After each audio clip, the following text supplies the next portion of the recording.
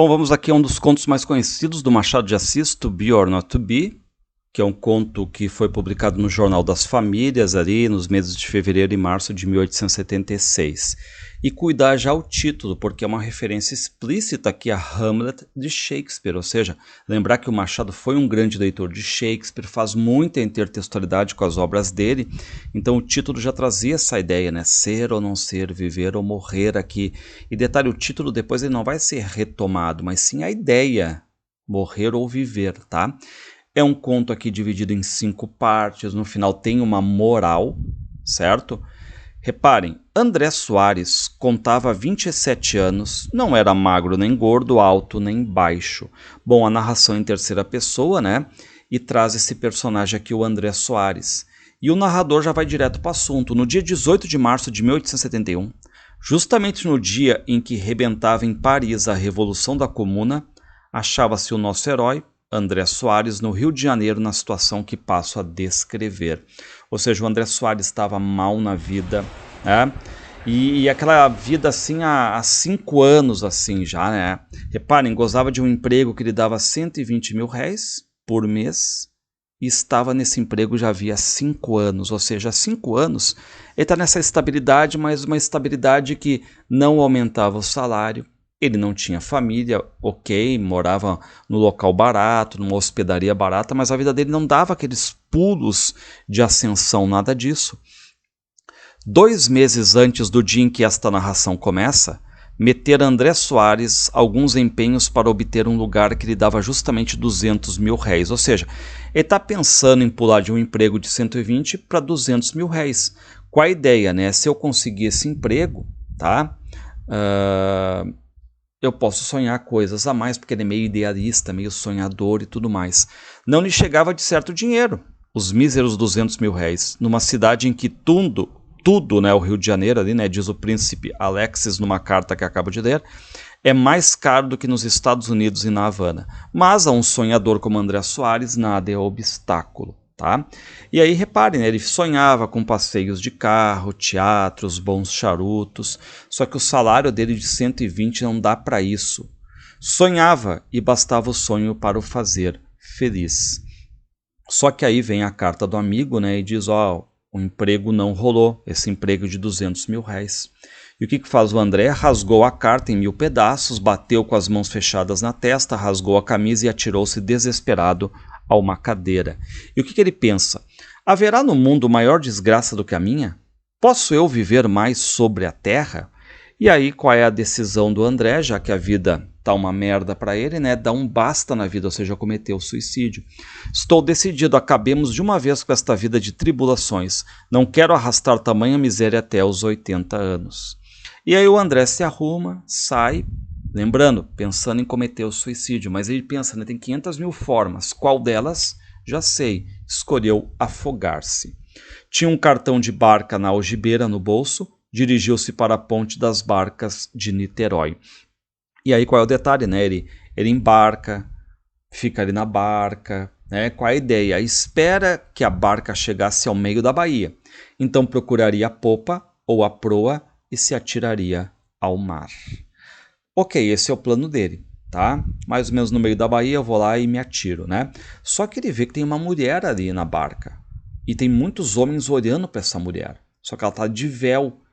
Reparem, e essa mulher olhava para o chão, para o mar, para o teto e nunca para ninguém. E ela toda de vestido, de luva. E qual é o detalhe? Ela está de botina.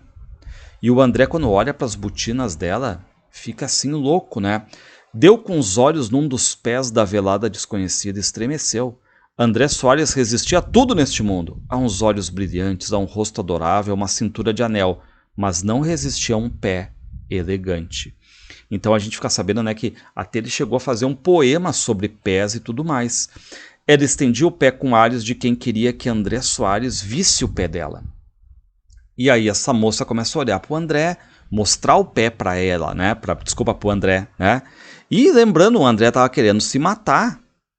Refletia ele que ir para a sepultura com uma doce recordação da vida não era absolutamente prejudicial à alma, ou seja, né? Seria como uma espécie de paliativo para ele. Vou me matar, mas antes vi uns pés muito lindos, né? Só que aí A barca chega até o local lá, são domingos, né? E a moça levantou-se para sair, lançando-lhe um último olhar, e ele maquinalmente deixou-se ir atrás dela. Ou seja, reparem que ele não cometeu suicídio ali e está indo atrás da mulher, tá? Ou seja, estava adiado o suicídio, pelo menos por algumas horas, tá? E qual é o pensamento do André sobre o suicídio? Na volta eu me mato, né? E ele vai seguindo essa mulher, né? Tendo deixado ir a moça adiante, André Soares pôde apreciar os pezinhos dela. E aí agora ele está apaixonado por essa mulher e tudo mais. E qual é o detalhe? Essa mulher de vez em quando ela olha para trás, como se estivesse dando, né, uma bandeira assim para o André. Quando a desconhecida entrou em uma casa, André Soares estava definitivamente resolvido a tentar a aventura, ou seja, entabular um romance com ela e a adiar para tempos melhores o suicídio. Então, quem é que vem aí para, digamos, tirar a rota do suicídio do André Soares? É essa visão dessa mulher aí com esses pés lindos, maravilhosos aí, né? Bom, a parte 2 diz: logo nesse dia voltou o nosso herói André Soares para casa tão contente como se houvera tirado a sorte grande. Ou seja, se ele voltou para casa, não se matou por óbvio, né? Não tem aquela coisa na volta. O mar contava um hóspede a menos, ou seja, não cometeu suicídio, né? E ele fica dizendo que a moça essa morava onde? Ó, Rua dos Inválidos, onde morava. E o André tem a certeza, assim, de que ela não estava indiferente a ele, estava indiferente aos outros homens, mas ao André não. Estava interessada no André, olhava para o André, né? E esta certeza fez do desgraçado daquela manhã o mais venturoso de todos os mortais, ou seja, ele quer investir nesse amor, né? E aí o André, ele quer saber alguma notícia dessa mulher, então ele vai ali perto de uma padaria para tentar falar com alguém que saiba um pouco dessa mulher, né? Veio a saber que a moça era viúva, que se chamava Cláudia, que vivia com o irmão empregado em Niterói, onde tinha alguns parentes. E aí, ele também fica sabendo ali que essa Cláudia é uma mulher exemplar, ó, que tinha 20 apólices, uma preta velha, que eram toda a riqueza do defunto marido, ou seja, ela era casada, né, ela era agora viúva, então tinha, né, 20 apólices e uma escrava velha aqui, ao que dá a entender, né? O que pensa? Aí reparem que esse caixeiro que está fornecendo as informações aqui pro André diz: é um bom princípio o que ela tem, né? Para quem quer casar com ela, acrescentou o caixeiro com ar malicioso. E o André diz: de certo, é verdade, né?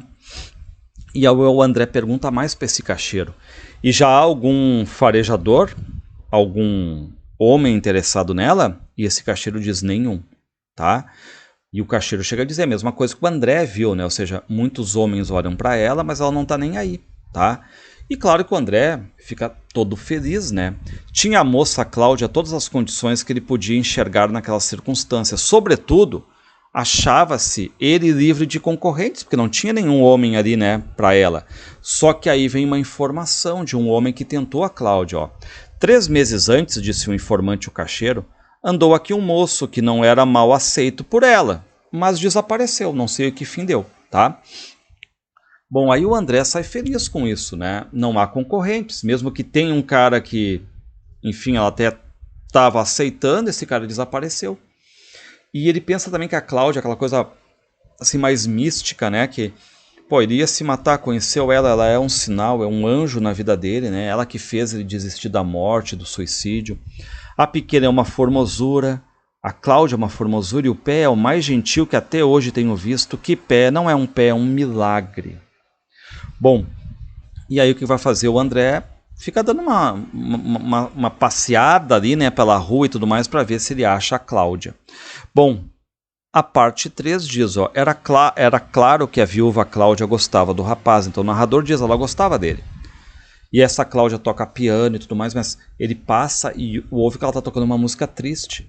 O certo é que, voltando daí a pouco, André Soares, e ouvindo-a tocar coisas tão melancólicas. Então ele não entende, né, por que ela está tocando coisas tristes e tudo mais, né? Detalhe, a primeira carta não se fez demorar. E aí ele manda uma carta para a Cláudia responde, tá? Replicou o pretendente André, triplicou a Cláudia e os autos de coração foram se avolumando progressivamente, até que o André começa a frequentar a casa dela. A primeira vez que se falaram os dois foi visível para o senhor Justino Magalhães, irmão de Cláudia, que eles se amavam. Bom, agora entra um personagem aqui importante, né, que é o Justino Magalhães. O Justino é aquele parasita da melhor qualidade que o Machado gosta de abarcar aqui, tá? Repare, né, qual é a malandragem aqui desse irmão da Cláudia, o Justino.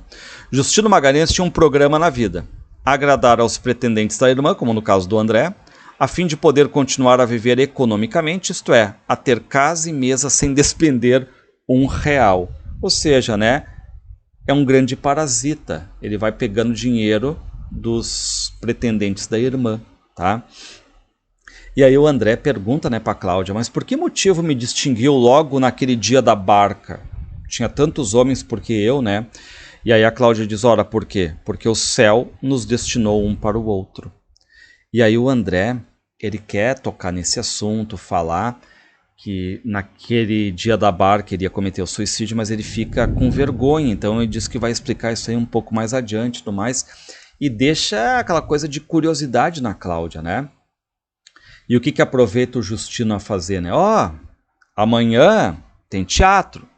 André Soares recebera justamente nesse dia o ordenado, ou seja, o salário. Era a ocasião de fazer um convite. Então reparem, né, que já começaria a ter essa questão de sugar os pretendentes, né? Tenho justamente camarote para amanhã, disse ele, se quiserem dar-me a honra de aceitar, mas ia ela dizendo, com muito gosto, atalhou Justino. Ou seja, reparem, né, que o dinheiro já vai se indo. Enquanto a Cláudia vai pensando, o irmão nem pensa duas vezes. Não, aceito, vamos lá, vamos lá. Mas a curiosidade da moça Cláudia trabalhava. Que mistério seria esse de que lhe falara André Soares, que ele não quis falar, né, que era o suicídio, né? E a Cláudia vai ali e insiste, quer saber e tudo mais, né? Até que o André acaba dizendo, eu ia me matar, tá? A minha própria morte. E ela disse, eu não compreendo. Que quer, disse ele. Nem só de pão vive o homem. Achava-me numa situação pecuniária desagradável e... Mas para que falarmos de coisas mesquinhas, tá? E aí o André se liga, né, que ela, Cláudia, ali, pode pensar que ele, André, está ali só pelo dinheiro, tá? Então ele tenta consertar. Felizmente lá vai esse tempo. Foi uma crise que eu tive que passou. Agora, e aí a Cláudia, ao saber, diz, eu não desejo saber disso. Por que não falaremos só do nosso coração? Mas ela tinha, claro, essa curiosidade para saber, né? E aí o André diz, olha, eu não pedi ainda a tua mão, porque eu estou esperando um emprego melhor, né?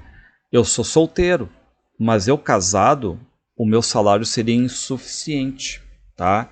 E o que a Cláudia diz? Ouça, o seu pouco com o meu pouco farão o necessário para a nossa existência.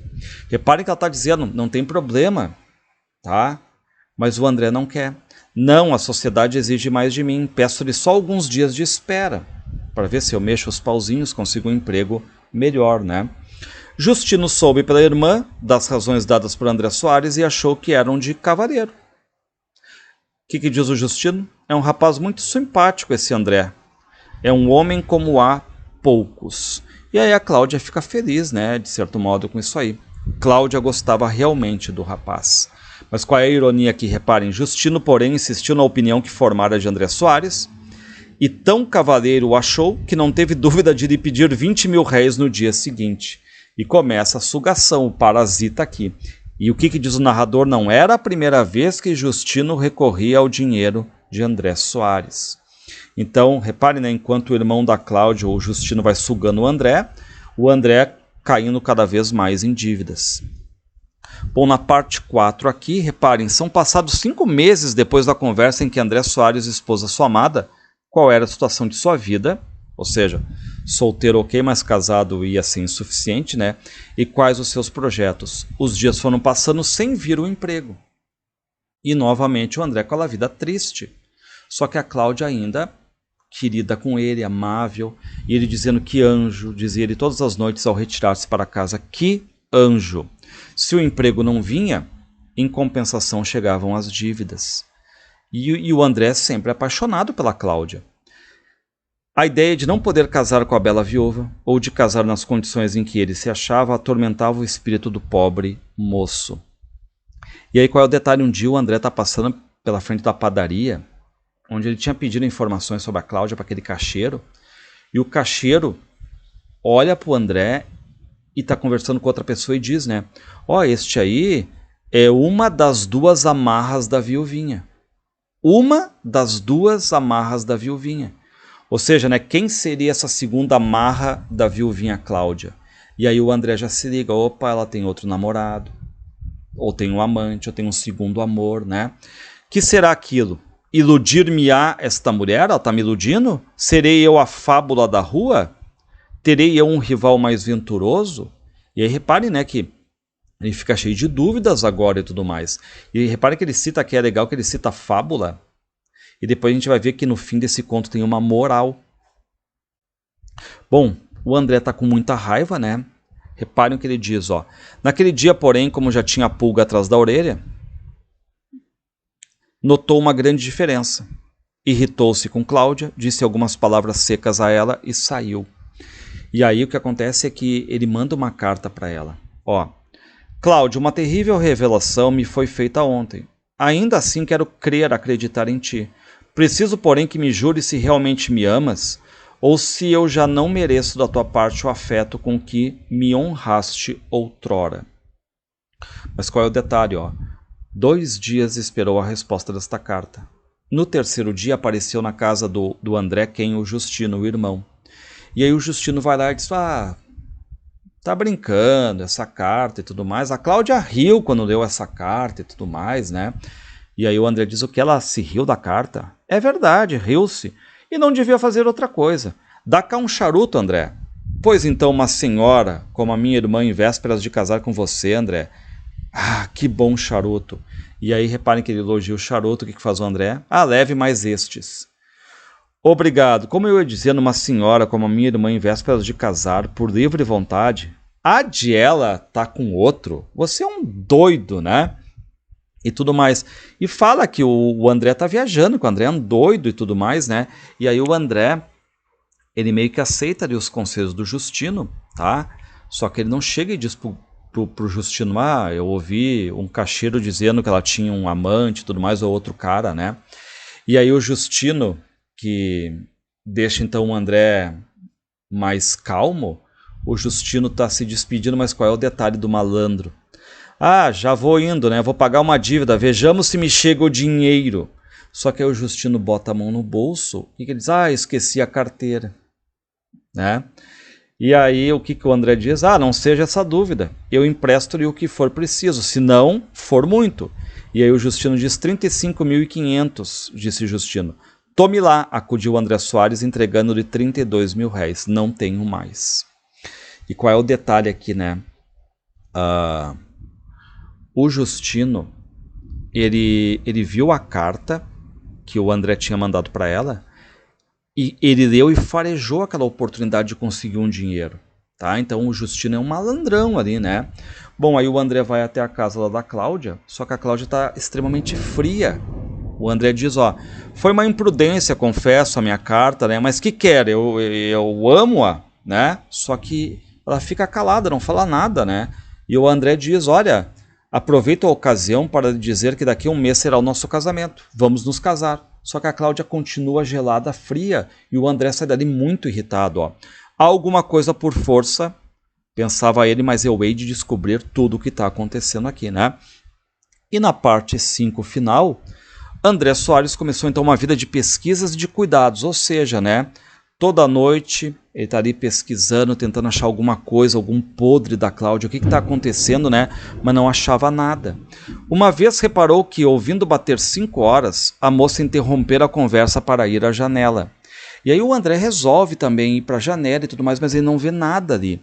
Num domingo, entrando em casa de Cláudia, deu com os olhos num sujeito da sua mesma idade, alto, bonito, vestido regularmente, muito respeitoso para com a interessante viúva. E aí o Justino apresentou os dois, esse aqui é o Horácio, André, esse aqui é o Horácio. E lembrar que, detalhe, né, o título é To Be or Not To Be, de Hamlet, né? E aqui também tem um personagem chamado Horácio. Bom, o que faz o narrador em terceira pessoa? Aquela boa e velha ironia, né, com a leitora. Ó. Eu creio que a leitora é perspicaz e que já está a desconfiar de que este Horácio é o mesmo moço que o caixeiro da padaria disse André Soares ter andado algum tempo a namorar a viúva e não ser mal aceito por ela, que tinha sumido um tempo e tudo mais, né? E aí o André vê que esse Horácio é extremamente gentil, educado. 8 dias depois, tinha André Soares toda a certeza de que a Bela passara com armas e bagagens ao campo inimigo. Ou seja, fila que anda, o André perdeu a Cláudia para esse Horácio aí, tá? E o André fica muito irritado, fala para ela, né? Seu desespero já não tinha limites. Por que fatal acaso eu encontrei aquela mulher? Mas hei de tirar vingança, né? E tá irritado com o Justino também, né? Vem ainda alguma vez ele me pediu alguma coisa para ver. Justino nada mais lhe pedira desde o dia dos 32 mil réis. E por que o Justino não pediu mais pro André? Então era a carteira de Horácio que se incumbira de corrigir as lacunas. Ou seja, já está sugando do Horácio, do outro pretendente da irmã, né? Bom, aí o André, ele pensa num pretexto para brigar com esse Horácio aí. Logo no dia seguinte, entrando numa casa de charutos, encontrou Horácio, a quem ligeiramente cumprimentou. Aí o que faz o André? Tenta provocar. Horácio, tu vai hoje à Rua dos Inválidos? Sim, senhor, respondeu secamente Horácio. Há muito tempo já conhece aquela família? Horácio olhou para ele sem dignar-se e responder. Não me ouviu, creio eu. Aí o Horácio diz, estou a recordar-me do tempo, disse Horácio depois de alguns instantes. Creio que conheço aquela família desde o tempo em que a casa não era frequentada por todos. Ou seja, chama o André de tolo, né? André Soares ficou vermelho como um lacre, todavia era preciso responder. E aí qual é a resposta do André? Então não há muito tempo, disse ele, creio que entraram juntos lá os tolos e o senhor. Bom, o Horácio fica muito irritado, pega o André pelas orelhas e tudo mais, né? Bate, André Soares ainda saiu à rua, mas fosse medo, vergonha ou qualquer outra causa, não se atreveu a ir brigar com o Horácio em público. E aí resta o quê? Resta pro André ir lá na casa da Cláudia. E o que pensa o André? É claro que eles se amam, Cláudia e Horácio. Chega lá, bate, mas nada da Cláudia. Enfim vieram ver quem era. André Soares disse que desejava falar à dona da casa. Aí, possivelmente aquela preta velha que mora ali disse, né, está incomodada. Mas diga-lhe que sou eu, ela não recebe ninguém. André Soares saiu dali ainda mais furioso. E aí ele chega em casa. E qual é o detalhe, né? Tem 2 cartas ali. Uma carta da Cláudia e outra do chefe de repartição. Reparem o que diz a carta da Cláudia. André, nunca chegamos a nenhum acordo acerca de casamento, mas, sabendo que nutre ideias a esse respeito, declaro-lhe que desista delas. Ou seja, não vai ter casamento contigo. E aí o André tá chorando ali, cheio de ódio e tudo mais, né? Ou seja, não vai mais ter casamento com ele, com a Cláudia. Desista da ideia. Só que ainda tinha mais uma carta, que é a carta do chefe da repartição. E qual é o detalhe? Como o André, por causa da Cláudia, estava faltando muito ao serviço, ele acaba sendo demitido. André Soares caiu sem sentidos no chão. Bom, o que vai acontecer? Um mês depois, só um mês depois, estando André a almoçar pacificamente, graças ao crédito que obtivera de um amigo e antigo companheiro da casa, viu passar Horácio e a viúva Cláudia de braço dado. Ou seja, estavam casados. E o que o André diz? Miseráveis. Ou seja, né? A gente nota que a Cláudia sim tinha um pensamento em se casar, não necessariamente com alguém rico, até porque ela queria casar com o André.